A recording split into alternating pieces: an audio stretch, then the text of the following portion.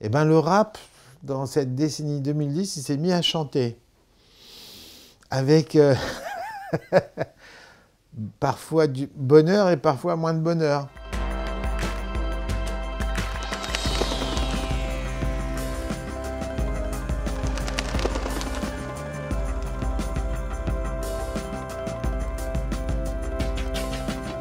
Pour moi, ce qui représenterait le mieux les années 2010, ça serait un chanteur comme Stromae.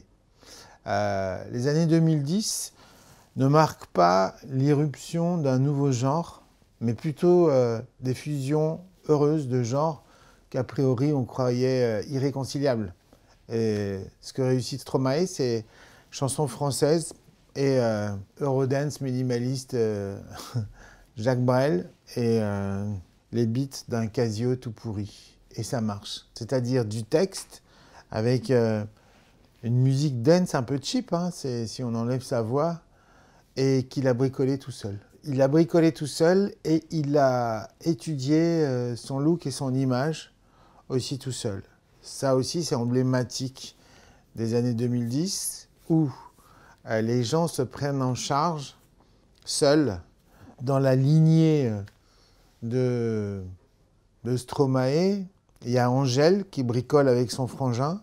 Il y a beaucoup d'histoires de frères et de sœurs. C'est un peu les enfants terribles qui reprennent le pouvoir dans une société où on se réfugie dans sa chambre parce que le monde est de plus en plus sûrement anxiogène et qu'en tout cas on a les ressources pour fabriquer dans sa chambre maintenant un projet définitif.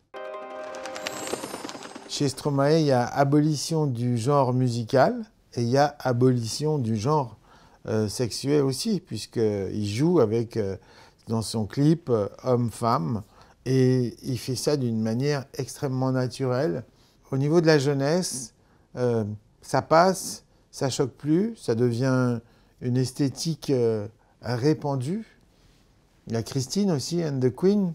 Est-ce qu'elle va aller plus loin? Oui, puisqu'elle va changer son prénom, son deuxième album, elle va s'appeler Chris. Ça passe tellement naturellement avec son chant, on voit même plus de parti pris esthétique. Moi, je trouve ça fabuleux quand les mômes instinctivement s'emparent de codes musicaux pour dire quelque chose de plus grand qu'eux et qui les dépasse et qui est là depuis qu'on s'est distingué du singe, en gros.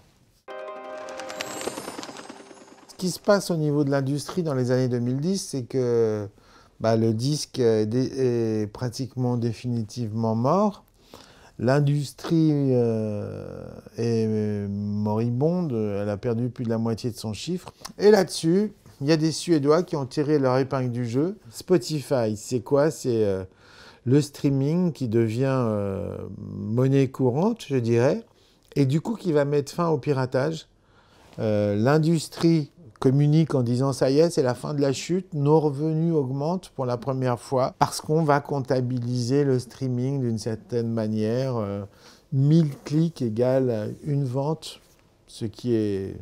Voilà. Par ce jeu intellectuel, on s'arrange, on fait semblant de dire que tout ça continue à fonctionner et en attendant, les labels continuent à virer de plus en plus de gens, deviennent de plus en plus petits, sont de plus en plus suivistes, c'est-à-dire qu'ils vont signer des gens qui vont faire des clics sur YouTube. Les rappeurs ayant compris ça depuis le début sont les champions des faux clics, mais tout le monde le sait, mais tout le monde y va quand même. Mais ça existait avant, on filait des enveloppes à Guilux, donc c'est toujours les mêmes pratiques, mais qui se recyclent, on va dire. Ce que j'attends des années 2020-2030, moi perso, c'est que l'exemple que donnent les musiciens, par leur pratique, redescendent un petit peu dans toutes les strates de la société.